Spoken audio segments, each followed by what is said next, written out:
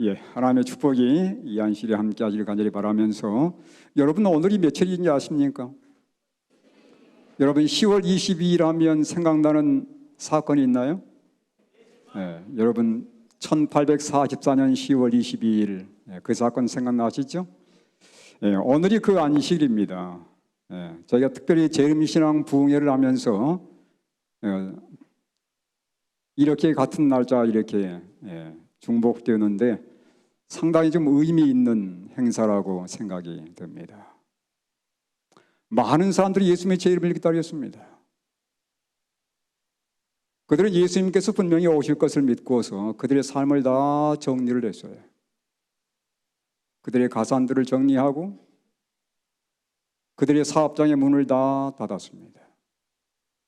그들은 모든 자금들을 다 동원해서 예수님의 재림을 알리기 위해서 그들은 온전히 헌신했습니다. 그들은 들에 옥수수와 감자를 수확하지를 않았습니다. 왜 그랬습니까? 이제 예수님께서 오시면 하늘에서 더 풍성한 식탁에 앉을 것이기 때문에 이 세상 것들에 대한 관심이 별로 없었습니다. 그들의 온 정신은 다 거기에 가 있었어요. 온 마음은 다 예수님의 재림에 초점이 맞춰져 있었습니다. 예수님께서 오셨어요? 오지 않았어요? 그들의 기대와는 달리 예수님께서 그때 오시지를 않았습니다.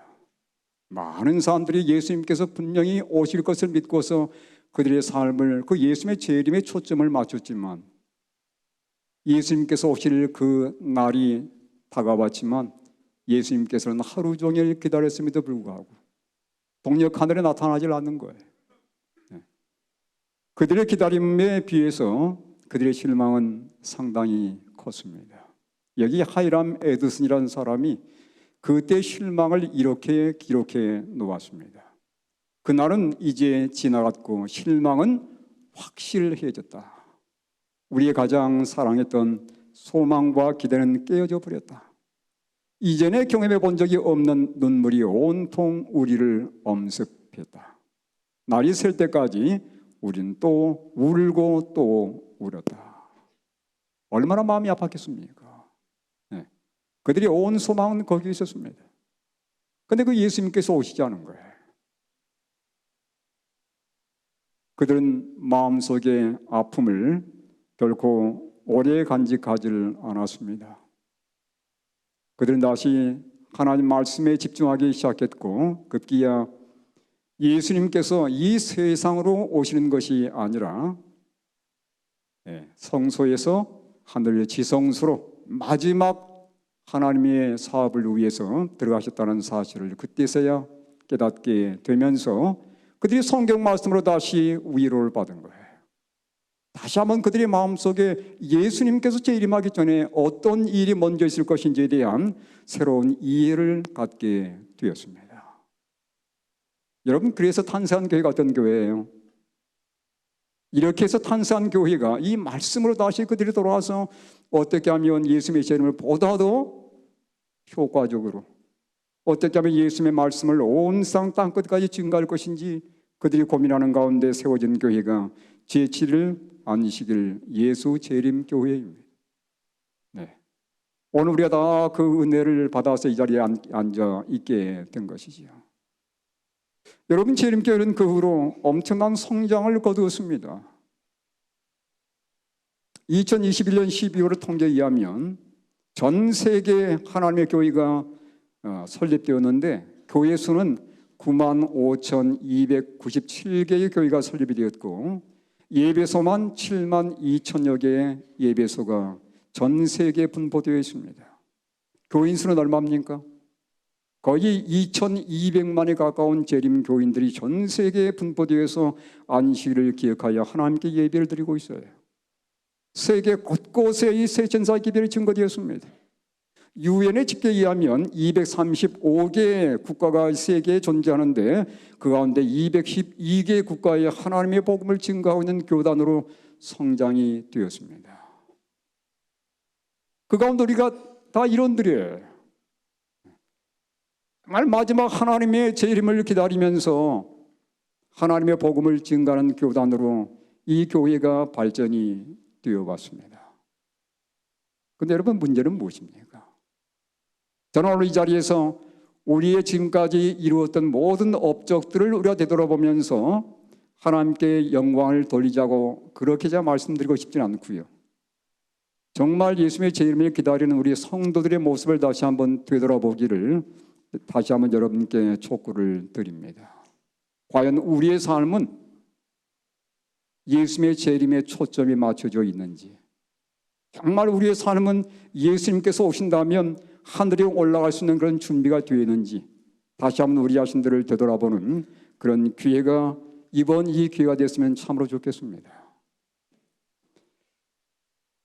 여러분, 이 성경 말씀에 보면 이 말씀은 누구를 향한 말씀일까요? 디모데후서 3장 1절로 5절의 말씀인데 조금 길긴 합니다만 함께 한번 읽어볼까요?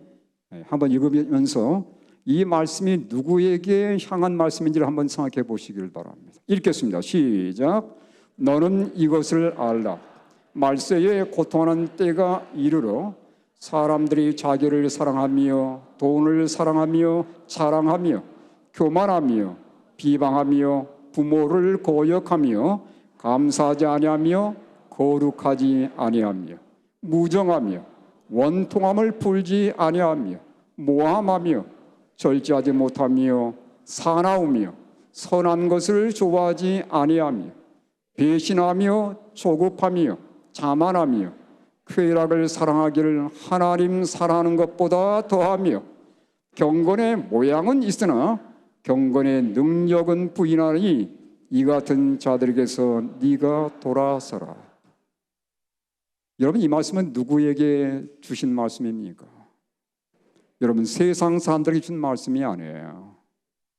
이 말씀은 마지막 때 예수님의 재림을 기다리는 백성들에게 주신 말씀입니다.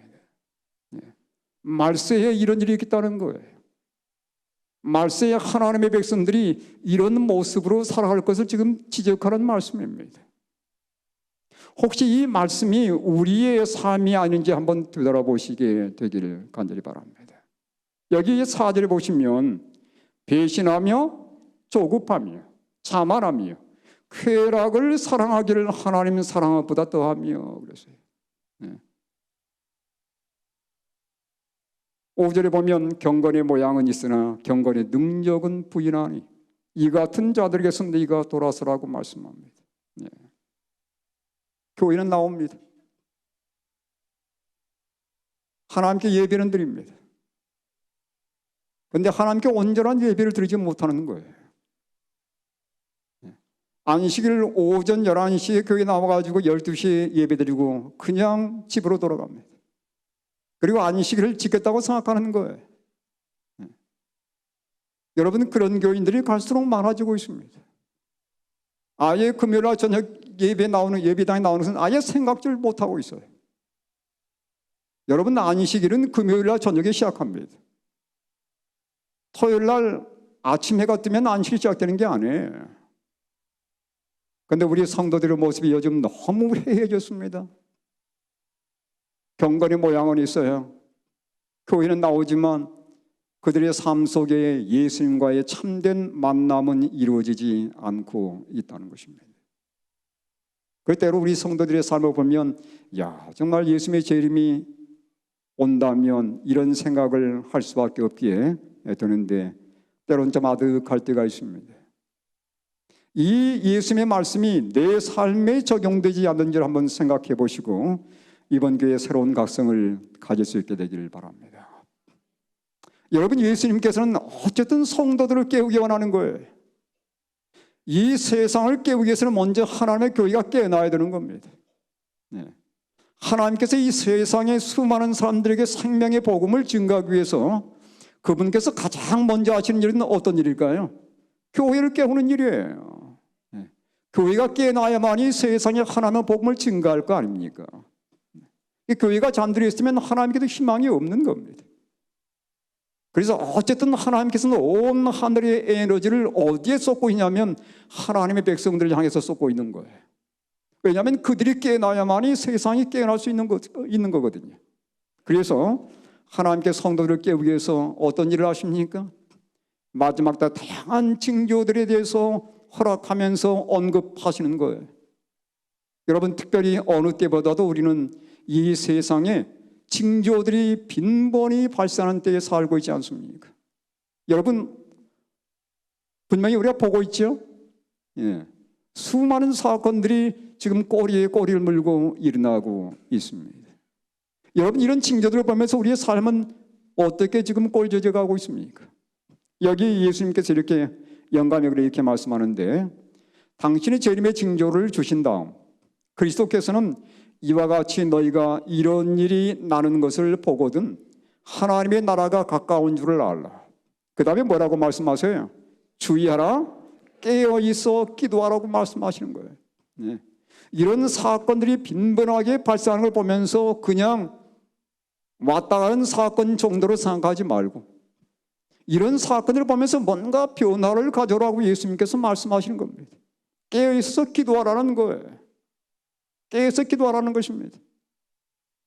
항상 하나님께서는 다가오는 심판에 대하여 사람들에게 경고를 주셨다. 예. 그런데 여러분, 반면에 우리는 세상 이런 징조들이 많이 발생하고 있는 때에 살고 있는데, 여러분, 처음에 코로나가 절 때 사람들의 마음이 얼마나 긴장했었습니까? 여러분, 긴장감이 있었습니까?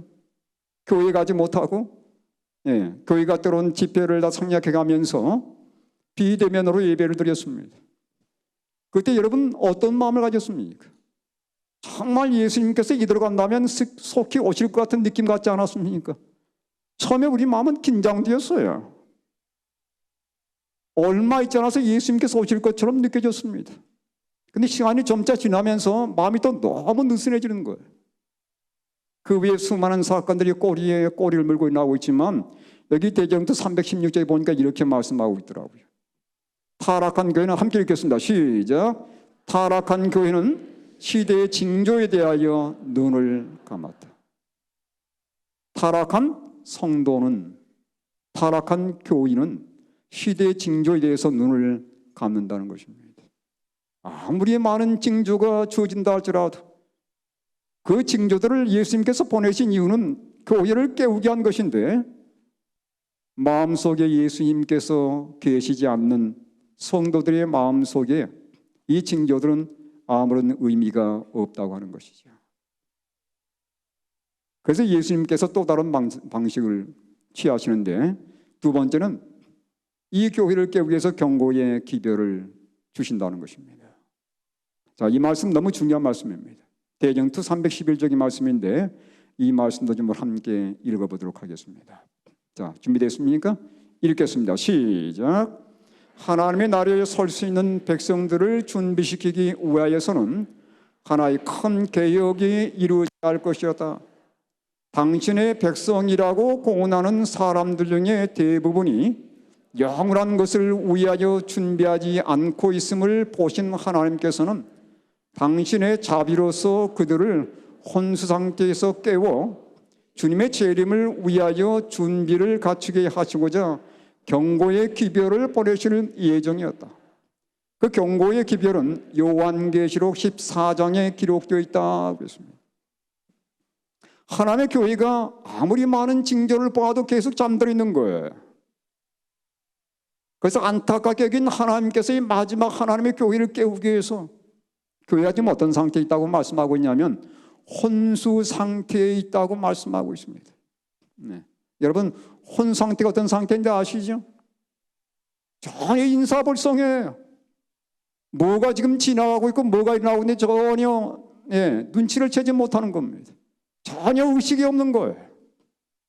하나님의 교회가 지금 그런 상태에 있다고 말씀하면서 이 혼 상태에 있는 하나님의 백성들을 깨우기 위해서 하나님께서 마지막 경고의 기별을 보내셨다는 거예요. 근데 그게 어디에 기록되어 있냐면 요한계시록 14장에 기록되어 있다는 것입니다. 여러분, 그 기별이 무슨 기별입니까? 세천사의 기별이에요.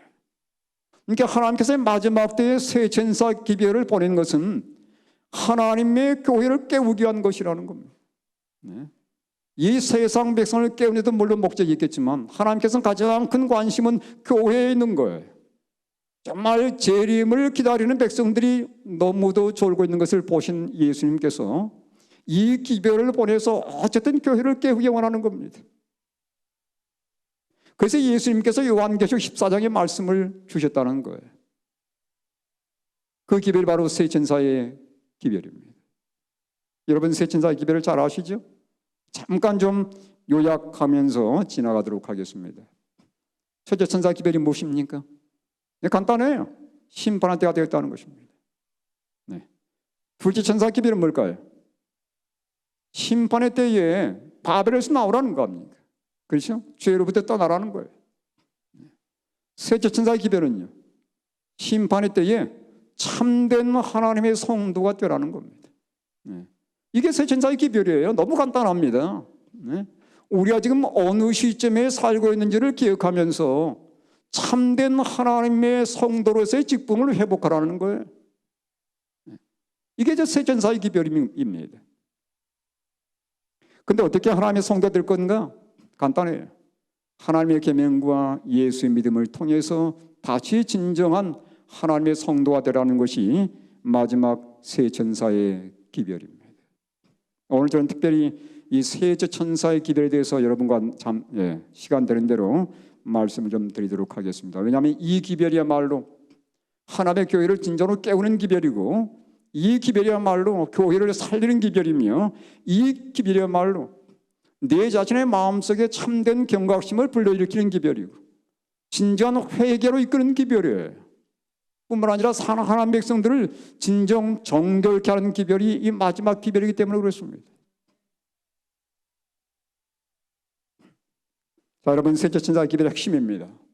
거의 뭐 짐승의 표에 대한 얘기도 나오고, 짐승의 우상에 대한 얘기도 나오지만, 이 셋째 천사의 기별의 핵심은 바로 여기에 들어있어요. 자, 우리 함께 읽도록 하겠습니다. 아주 중요한 기별입니다. 읽겠습니다. 시작. 성도들의 인내가 여기 있나니 그들은 하나님의 계명과 예수에 대한 믿음을 지키는 자니라. 여러분, 하나님의 계명을 지킨다는 게 뭡니까? 이건 상당히 중요한 의미가 있는 말씀이에요. 예수에 대한 믿음을 갖는 것은 또 무슨 의미일까요? 제가 오늘 이 시간에는 잠깐 이 말씀들을 가장 핵심적인 내용만 좀 설명하고 넘어가도록 하겠습니다. 하나님의 계명을 지킨다는 것은 완전한 순종을 의미하는 거예요. 그렇습니까? 오늘 제가 드린 말씀들 여러분 계속 연결돼서 나가기 때문에 혹시 중간에 조금 좋으시면 잊어버릴 가능성이 많아요. 연결 안 될 수 있습니다. 그래서 혹시라도 좀 졸리시면 좀 일어나셔서 들으셔요. 일어나서 옆으로 좀 나가셔서 놓치지 않고 들으시면 도움이 될 거라고 개인적으로 확신합니다. 하나님의 계명을 지키는 백성들의 말은 완전한 순종을 의미하는 거예요. 마지막 때 하나님의 백성들은 하나님의 계명을 순종하는 백성들입니다. 그렇습니까? 근데 하나님의 계명을 우리가 어떻게 순종할 수 있습니까? 어떻게 순종할 수 있어요? 이게 바로 믿음입니다. 하나님의 계명에 순종하도록 하기 위해서 주어진 기별이 예수에 대한 믿음이에요. 믿음이 없이는 결코 순종이 이룰 수 없습니다. 우리가 예수님을 믿음으로 인해서 하나님의 계명을 온전히 순종할 수 있다는 기별이 바로 무슨 기별이에요? 셋째 천사의 기별이고, 이걸 한마디로 말하면 이 기별입니다. 믿음으로 말미암는 의의 기별이에요. 뭐 간단합니다. 이게 다 아는 기별들이에요. 문제는 뭐냐면 우리가 이 말씀 가운데 살고 있지 않는 게 문제입니다. 하나님의 계명을 지키고 예수에 대한 믿음을 지킨다는 이 말씀은 우리가 순종을 어떻게 이룰 것인지를 우리에게 말씀해 주시는데, 우리가 예수님을 진정 개인의 구주로 맞아들이고 예수님께서 보이셨던 그러한 믿음을 갖게 되면 하나님의 계명을 온전히 순종할 수 있다는 거예요. 이게 바로 믿음으로 말미암는 의의 핵심입니다.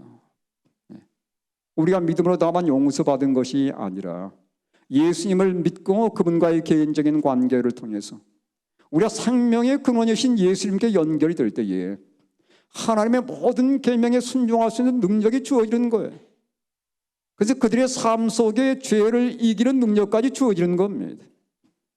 그래서 화이트는 교회 속에서 제가 화이트의 말씀들을 찾아보니까 두 가지 은혜를 얘기를 하시는데, 첫 번째 은혜는 영어로 이렇게 얘기합니다. Forgiving grace. 뭐냐면 용서하시는 은혜.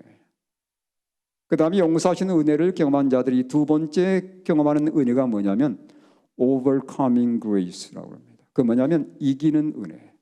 죄를 이기게 만들어준다 이거예요. 예. 여러분, 믿음으로 말미암는 의의 핵심 바로 여기에 있습니다.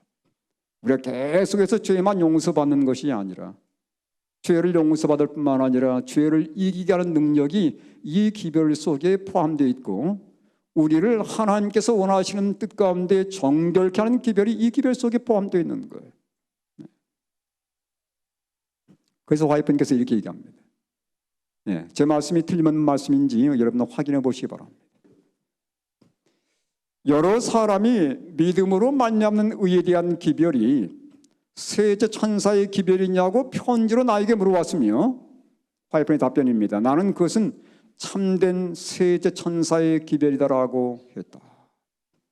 그러니까 마지막 세제 천사의 기별의 핵심은 뭐란 얘기예요? 믿음으로 말미암는 의의 기별이라고 하는 것입니다.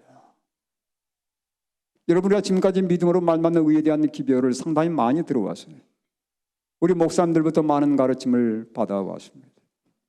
근데 화이트는 뭐라고 말씀하냐면, 믿음으로 말미암는 의의 기별을 깨닫는 자는 교인들 가운데 20명 가운데 한 명도 되지 않는다, 그렇게 얘기를 하고 있어요. 자, 이 말은 무슨 말이냐면 우리가 이 말의 핵심을 놓치고 있다는 얘기입니다. 네. 왜 제가 이 말씀을 드리냐면, 이 세제 천사 기별의 핵심이 믿음으로 말미암는 의의 기별이고, 이 기별을 온전히 이해하고 이 기별 속에서 우리가 죄를 이기는 능력을 갖게 될 때에 우리가 예수님의 죄 이름을 온전히 준비할 수 있기 때문에 그렇습니다. 그래서 하나님께서 이 마지막 때 하나님의 교회를 깨우고 교회가 진정으로 예수님의 죄 이름을 온전히 준비하도록 하기 위해서 주신 가장 중요한 기별이 바로 이 기별이에요. 저는 이 기별을 제가 대하면서 마음속에 하나님께 희열을 느꼈습니다. 정말 하나님께서 이 교회를 사랑하기 위해서 이렇게 놀라운 기별을 주셨다니. 이 기별은 전적으로 예수님을 높이는 기별이에요. 이 기별은 전적으로 자아를 죽이게 만드는 기별입니다. 우리 마음속의 모든 죄를 버리게 만드는 기별이에요. 우리 성도들 간에 서로 비방하고 서로 미워하고 서로 비난하고 하는 모든 이런 거짓된 것들을 다 버리게 하는 기별이 바로 이 기별입니다. 전적으로 예수님과 내 자신의 관계를 다시 한번 새롭게 정립하는 기별이 바로 이 기별이에요. 그래서 하나님의 백성들을 진정 정결케 만들어서 예수님 오시는 때에 성결한 신부로 서게 만드는 기별이 바로 이 믿음으로 말미암는 의의 기별이라는 것입니다. 그래서 오늘 제가 이 기별을 좀 여러분께 강조하는 거예요. 여러분, 진정 우리 마음속에 참된 회개를 경험하고 진정한 마음속의 부흥을 경험하며 우리 삶의 개혁을 이루는 기별은 바로 이 기별입니다. 우리가 예수님의 십자가로 돌아가게 만드는 기별이에요. 십자가의 은혜를 붙들고 우리로 하여금 죄를 끊게 만드는 기별이 바로 이 기별이라는 것입니다. 여러분, 하나님의 사랑이 우리 안에 물밀듯 들어와서 우리 마음속에 있는 모든 죄악적인 요소를 다 밀어내게 만드는 기별이 바로 이 믿음으로 말미암는 의의 기별입니다. 제가 몇 년 전에 이 기별을 마음속에 깊이 깨닫고 제 삶을 돌아보게 되었어요. 어느 날 제 아내가 그러는 겁니다. 여보, 요즘 당신이 많이 변했어. 그래서 뭘 보니까 변한 것 같으냐? 잔소리를 안 한대요. 제가 막 잔소리를 많이 했던 것 같습니다. 제 아내가 한 말이 잔소리를 안 한다는 거예요. 근데 제가 쟤를 봐도 잔소리가 많이 줄었어요. 근데 제가 그걸 줄이고 싶어서 줄인 게 아니고요. 제가 예수님의 사랑을 깊이 묵상하다 보니까 이 사랑이 밀려 들어오면서 내 마음속에 모든 죄악적 요소 다 밀려 나오는 것입니다. 여러분, 빈 컵을 한번 생각해 보시기 바랍니다. 우리가 볼 때는 비어있는 컵이지만 그 안에 뭐가 지금 가득 차 있습니까? 공기가 지금 가득 차 있는 거예요. 여러분 어떻게 하면 그 공기를 빼낼 수 있을까요? 컵을 뒤집어 엎으면 공기가 빼집니까? 안 해요. 컵을 뒤집어 엎어도 그 안에 공기는 여전히 가득 채워져 있습니다. 우리 인간이 아무리 방법을 써도 그 안에 있는 공기를 빼내지는 힘들어요. 가장 단순한 방법이 있습니다.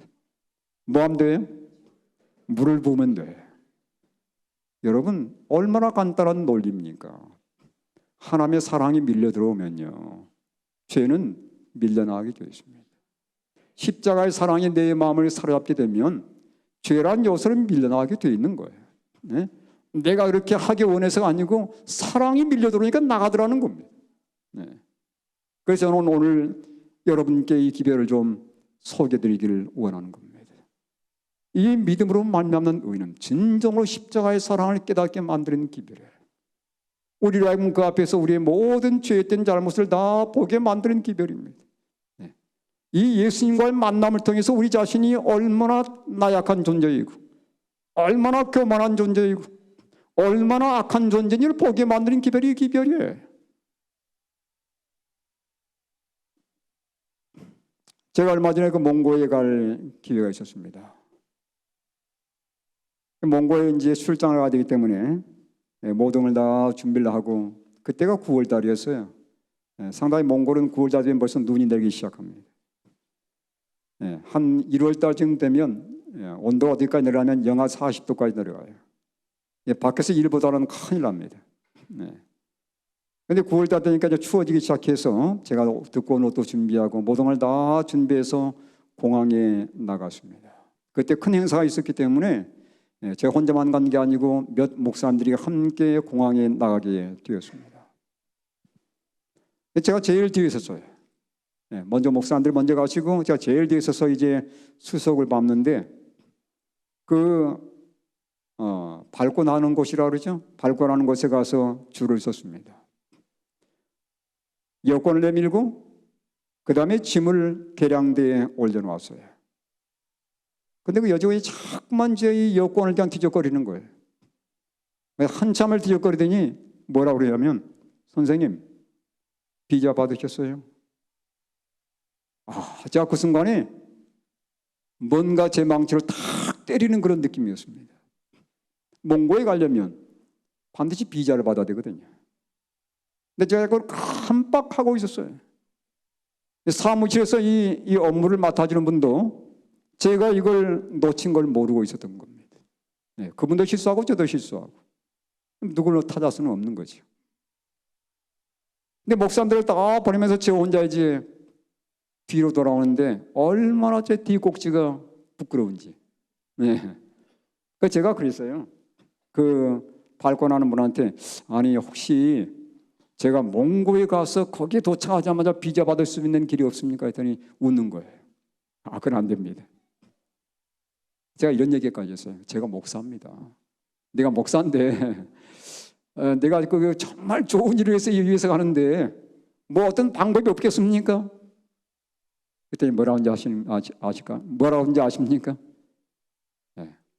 여권 비자가 있어야 됩니다. 비자 없으면 어떤 구실도 소용이 없습니다. 이렇게 하는 거예요. 제가 그날 이제 다시 버스를 타고 돌아오면서 너무도 부끄러운 거예요. 왜 내가 그걸 준비하지 못했을까? 그 중요한 행사에 꼭 가야 되는데 왜 준비하지 못했을까 하면서 너무 자책감이 드는 거예요. 그러면서 제가 이 차에 오면서 뭘 생각했냐면, 예수님께서 이 땅에 오실 때 우리에게 뭘 요구할 것 같습니까? 너 하늘 가는 비자 준비해서? 이거 물으실 것 같아요. 하늘 가는 비자 준비했냐 이거예요. 입국 비자가 있어야 된다는 거지요. 제가 이렇게 얘기할 수 있지 않습니까? 목사님, 하나님, 예수님, 제가 목사입니다. 제가 지금까지 거의 40년 가까이 목사를 해오는데 그 목사의 자기로 들어갈 수 있지 않겠습니까? 그래, 너가 목사한 것은 훌륭한 일인데 비자 내놔. 예수님께서 이렇게 얘기하실 것 같아요. 우리의 과거의 신분을 예수님께서 묻지 않습니다. 정말 하늘에 들어올 수 있는 자격이 있는 비자 있냐 이거예요. 제가 집에 돌아와서 책상에 앉아가지고 한참 동안 예언이신 말씀 찾았습니다. 예언하신 말씀 속에 과연 비자란 말이 있을까? 있을 것 같아요? 없을 것 같아요? 예? 없습니다. 없어요. 근데 비슷한 말이 있어요. 예. 자, 저는 이걸 보고 비자라고 생각을 하게 되었습니다. 여기 리벤 헤라디에 보면 우리를 의롭게 하는 의인은 입혀주시는 의요, 우리를 성화하게 하는 의인은 나눠주시는 의이다. 얼마나 아름다운 표현입니까? 그 다음 보십시오. 첫째 것은 하늘나라에 들어갈 수 있는 뭐라고 그랬어요? 자격. 이 말씀을 딱 읽는데 어떤 생각이 드냐면 이게 비자구나. 에? 이게 비자라는 말로 보이는 거예요. 첫째 것, 우리를 의롭게 하는 입혀주시는 의. 이게 하늘나라에 들어갈 수 있는 비자라고 딱 이렇게 저게 비춰오는 겁니다. 여러분 하늘에 꼭 비자가 있어요. 뭐라고 말씀하고 있습니까? 우리를 의롭게 하는 의, 입혀주시는 의야말로 칭의입니다. 하늘 가는 비자라는 것입니다. 그 다음 뭐라고 말씀하셨습니까? 둘째 것은 성화인데 하늘나라를 위한 적합성이다 그랬어요. 여기 화이프님께서는 의를 두 가지로 구분해서 말씀했는데 이 두 가지는 결코 뗄 수 없는 관계에 있습니다. 칭의와 성화는 분명히 구분은 돼요. 그러나 결코 이들은 뗄 수 없습니다. 언제나 함께 가게 되는 거예요. 여러분 저는 여기 특별히 다 아름다운 표현이지만 여기 입혀주시는 의란 이 말씀에 참 깊은 감동을 받습니다. 입혀준다는 거예요. 하나님께서 우리 죄인들의 상황을 아시고 우리에게 입혀준다는 이 표현은 제게는 참 얼마나 큰 감동이었는지 모릅니다. 여러분 성경에 입혀준다는 표현이 있습니까? 어디 있어요? 창세기. 창세기 3장 21절에 보면 이 표현은 너무도 아름다운 표현이에요. 여호와 하나님이 아담과 그의 아내를 위하여 가죽옷을 지어 입히시니라. 가죽옷을 만들어서 던져준 게 아니고 네가 입든지 말든지 알아서 해, 이게 아니었죠. 만들어가지고 어떻게 했다는 겁니까? 친히 입혀서 주셨어요. 이게 바로 하나님의 사랑 아닙니까?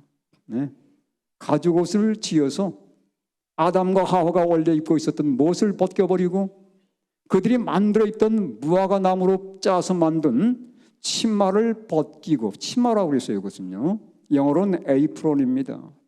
앞치마에 그건 옷이 아니에요.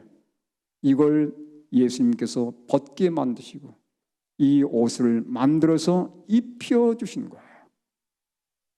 여기 세 번에 또 보면 분명합니다. 주 하나님이 가죽옷을 만들어서 아담과 그의 아내에게 입혀주셨다.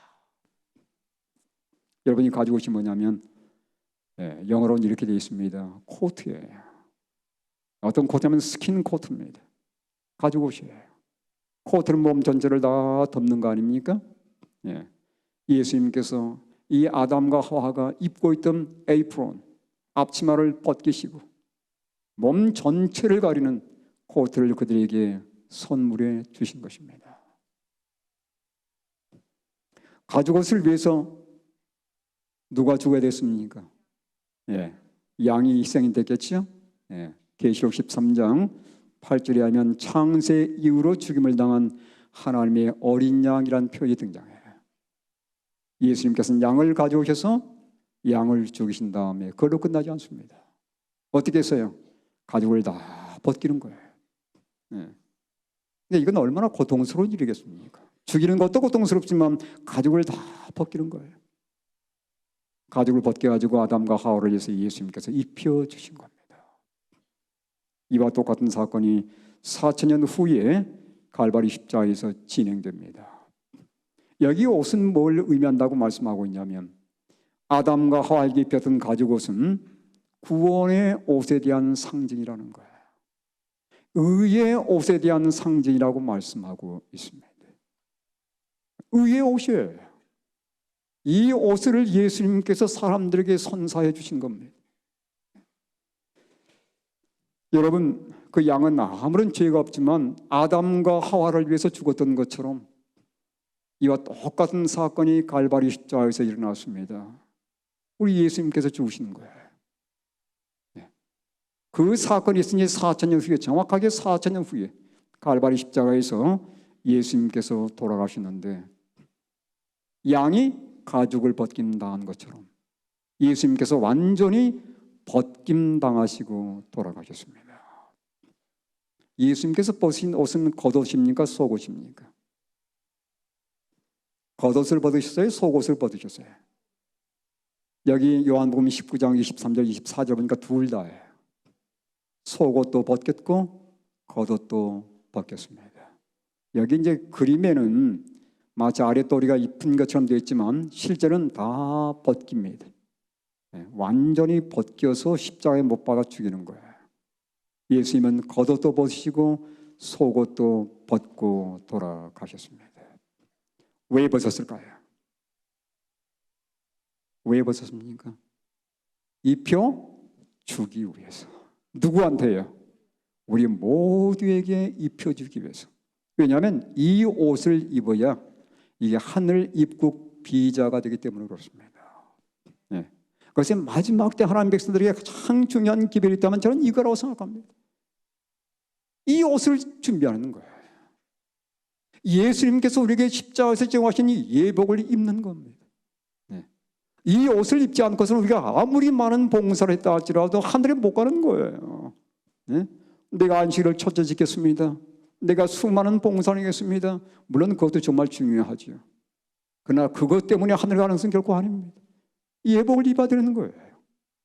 그런데 여러분, 놀라운 것은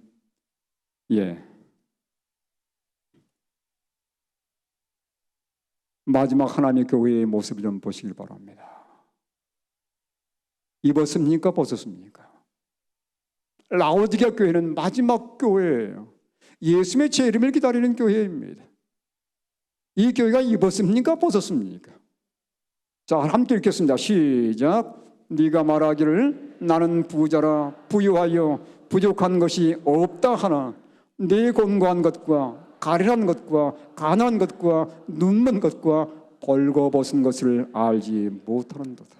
마지막 교회가 입었어요? 벗었어요? 입지 않았습니다. 이 옷을 실종해버리는 거예요. 옷이 사라졌습니다. 네. 그들이 열심히 교회는 나오는 것처럼 보이지만 예수님과의 관계는 끊어진 상태예요. 그들의 마음속에 십자가의 예수님이 더 이상 계시지를 않는 겁니다. 그들이 왜 이렇게 벗는 교회가 되었을까? 여기 3장 20절에 그 이유가 나와 있어요. 볼지어다 내가 문 밖에 서서 두드리노니 누구든지 내 음성을 듣고 문을 열면 내가 그에게로 들어가 그와 더불어 먹고 그런 나와 더불어 먹으리라. 여기 문 밖에 서서 두드리노니 그랬습니다. 예수님께서 문 밖에 계시는 거예요. 내 마음 문 밖에, 내 가정의 문 밖에, 내 교회의 문 밖에 예수님께서 계시는 것입니다. 이러니 교회에 사랑이 없는 것이죠. 이러니 교회에 크고 작은 목소리들이 울려나기 시작하는 겁니다.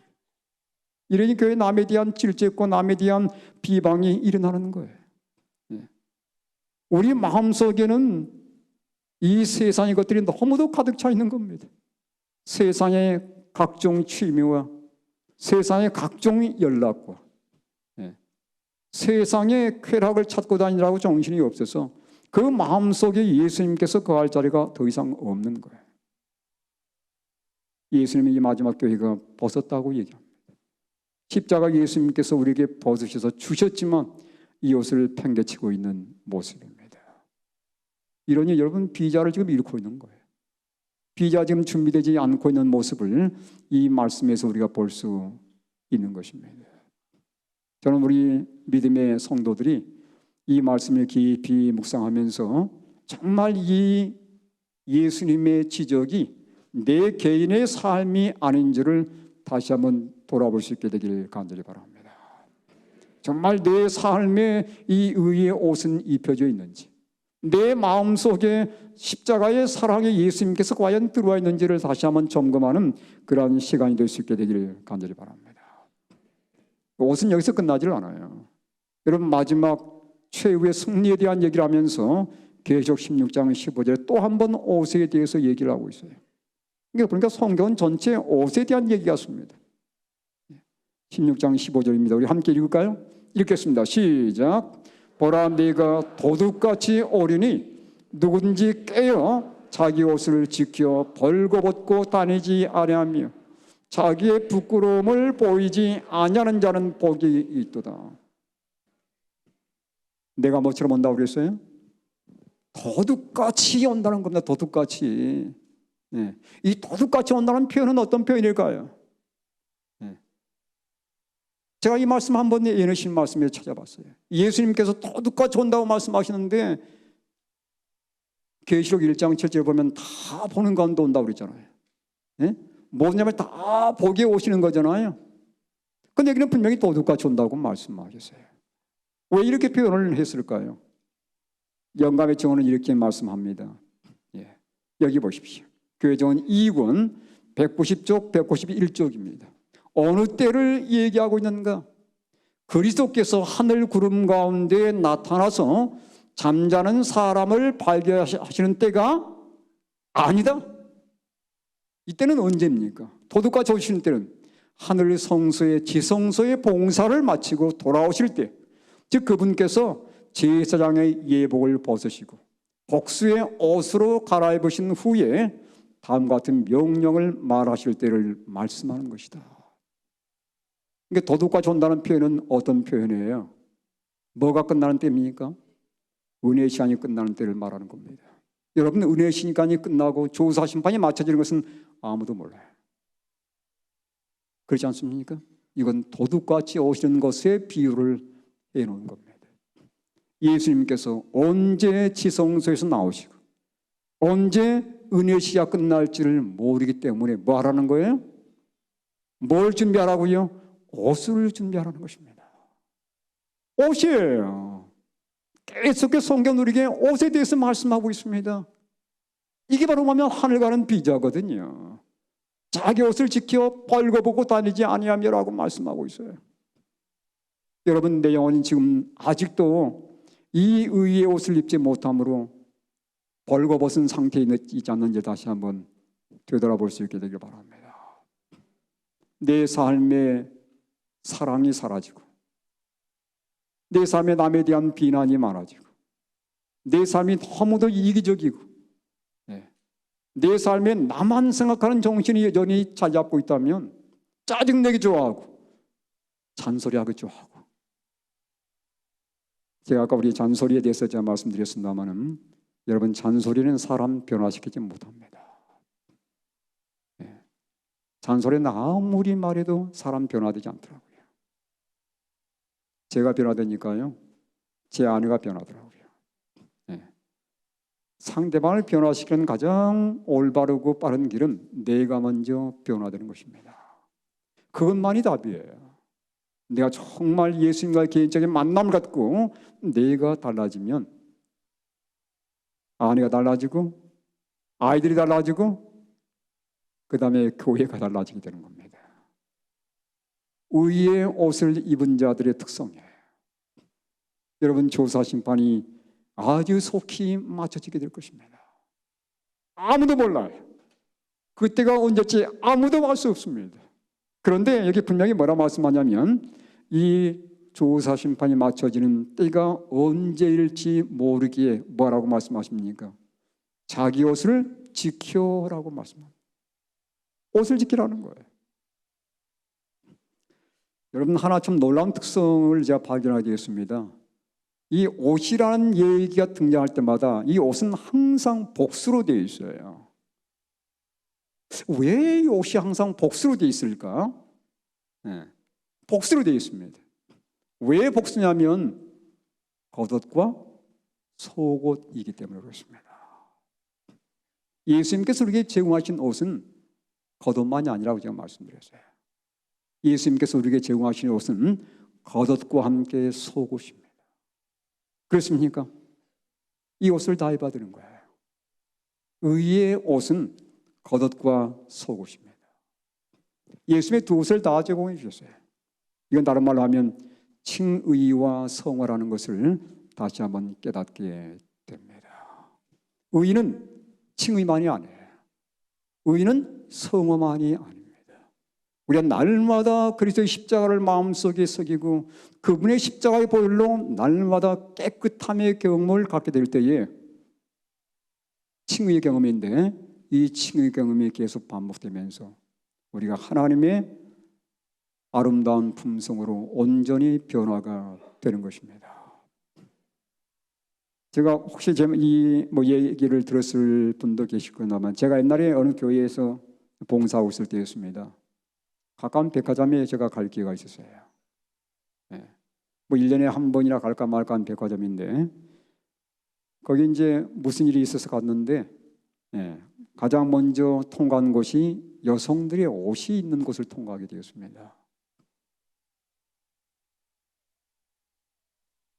옷을 보니까 너무도 좋게 보이는 거예요. 근데 제 눈을 깜짝 놀랄 만하게 만든 그런 가격표가 붙어있는 옷을 보았습니다. 얼마냐면, 놀라지 마십시오, 800만 원. 저는 제가 잘못 본 줄 알았습니다. 근데 가격표가 보니까 800만 원이에요. 여러분, 제가 생전에 언제 그런 옷 입어봅니까? 근데 입어보기는 혹시라도 잘못되면 또 사야 되잖아요. 근데 입어보기는 그렇고, 여라 실컷 만져보기로 하자. 실컷 만져봤습니다. 정말 부드럽더라고요. 800만 원짜리 옷이 얼마나 부드러운지. 여러분, 우리 예수님께서 우리에게 주신 옷은 어떤 옷입니까? 이 세상에 어떤 가격과도 비교되지 않는 옷이에요. 이 세상에 아무리 비싼 옷을 입을지라도 우리가 그 옷 입고 하늘 가는 것은 결코 아닙니다. 우리가 입고 가야 할 옷은 바로 의의 옷인 거예요. 예수님이 우리에게 제공하신 십자가의 옷, 겉옷과 속옷을 입고서 우리는 하늘에 가게 되는 것입니다. 저는 이번 기회에 우리 성도님들이 다시 한번 십자가의 은혜를 기억하면서 이 옷을 입는 경험 다시 한번 할 수 있게 될 간절히 바랍니다. 저도 새벽마다 이 옷을 위해서 기도를 드려요. 우리 성도들이 기억할 겁니다. 제가 새벽마다 기도하면서 제가 빠짐없이 기도하는 게 한 가지, 첫 번째 기도 제목이 뭐냐면 성령의 침례, 그리고 의의 옷. 이것을 날마다 기도드리는 거예요. 오늘도 내가 성령의 침례를 받게 해주십시오. 이게 우리 기도 제목입니다. 두 번째는 오늘도 우리가 의의 옷을 입고 믿음 가운데 살게 해달라고, 죄에 승리할 수 있는 그런 하루가 되게 해달라고. 이게 우리 첫 번째 기도 제목이에요. 우리 성도들은 다 기억할 겁니다. 적어도 새벽 기도 나오신 분들은 다 기억해요. 마지막 말씀을 드리겠습니다. 여러분, 계시록의 22장이 마지막 장이잖아요. 22장의 마지막, 여러분 계시록은 7복이 나오는 건 아시죠? 7복 가운데 마지막 복에 대한 내용이에요. 역시 그것도 옷에 대한 얘기입니다. 이 성경 다 보니까 옷으로 그냥 다 이렇게 기록되어 있는 것을 볼 수 있는데, 22장 14절 우리 함께 읽겠습니다. 시작. 자기 두루마기를 빠는 자들은 복이 있으니 이는 그들이 생명나무에 나아가며 문들을 통하여 성에 들어갈 권세를 받으려 함이로다. 이 두루마기가 뭐냐면 의의 옷입니다. 영어로 역시 또 복수로 되어 있어요. 제가 왜 복수인지 말씀을 드렸습니다. 겉옷과 속옷이기 때문에 그렇습니다. 이 의의 두루마기를 어떻게 하라고 말씀합니까? 빨라고 말씀합니다. 어디에 빨아야 돼요? 십자가의 피로 빨아야 되는 거예요. 여러분, 죄의 얼룩을 빠는 세척제는 십자가의 보혈밖에 없습니다. 그렇습니까? 그 외에 어떤 것으로도 빨 수 없는 거예요. 우리 마음의 죄의 얼룩을 빠는 것은 예수님의 피밖에 없다는 겁니다. 그런데 여러분, 여기 좀 주의해 보시기 바랍니다. 여기 빤다는 표현을 봤더니 문법적으로 이렇게 되어 있어요. 현재형이면서 능동형입니다. 이 말은 뭐냐면, 현재이란 말은 뭐예요? 날마다 빨아든단 말이에요. 어제도 오늘도 내일도입니다. 그러니까 한 번 빨고 끝나는 게 아니에요. 날마다 십자가 앞에 나가서 그분의 보혈로 내 마음을 빠는 경험, 네, 날마다 해야 된다는 얘기입니다.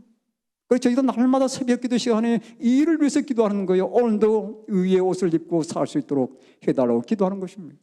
네. 그 다음 두 번째, 왜 능동형입니까? 스스로 누가 시켜서가 아니고 자발적으로 예수님의 십자가 앞에 나아가서 예수님의 그 보혈로 내 마음의 모든 흠을 다 씻어내는 거예요.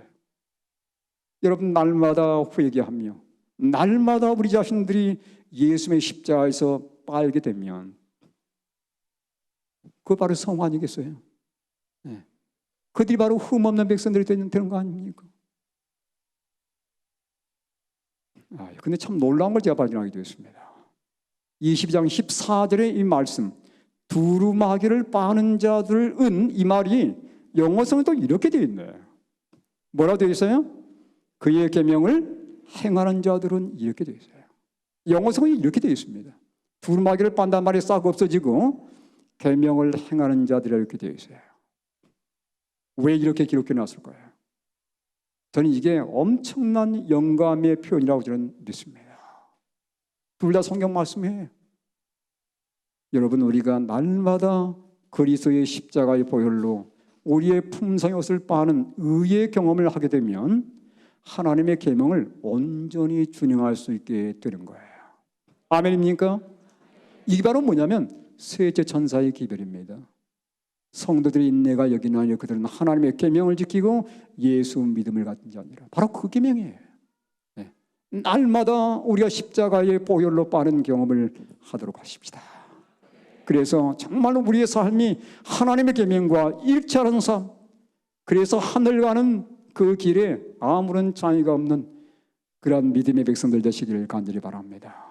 주의 축복이 이번 이 기간 동안에 우리 모든 성도들이 함께 하셔서 정말 성령 충만한 경험, 이 의의 옷을 입고서 정말 아름다운 모습으로 동산을 떠나시는 우리 모든 성도들이 되기를 바라면서 말씀을 마치겠습니다. 기도하겠습니다. 아버지 하나님, 주님의 사랑과 은혜를 감사합니다. 저희들 참으로 부족하고 나약한 백성들입니다. 저희들에게 놀라운 예복을 주셨사오니 그리스도의 신부인 저희가 이 예복을 준비하며 신랑 되시는 예수님을 기다리게 도와주시옵소서. 날마다 그리스도의 보혈로 저희들의 마음을 빨 수 있도록 인도해 주셔서 정결한 심령으로 주님 앞에 서기를 원합니다. 우리의 삶과 하나님의 계명이 일치되는 그 순간까지 날마다 예수님의 십자가 앞에 나아가는 저희들의 삶이 되게 아버지 축복하여 주시옵소서. 이번 이 기간 동안에 저희가 성령으로 옷 입기 원하고 하나님의 능력으로 채워지기를 바랍니다. 참된 하나님의 영적인 부흥이 저희들의 삶 속에 이루어지게 도와주셔서 진정으로 개혁할 줄 아는 마지막 하나님 백성들에게 축복하여 주시옵소서. 예수님의 귀하신 이름으로 기도하옵나이다. 아멘.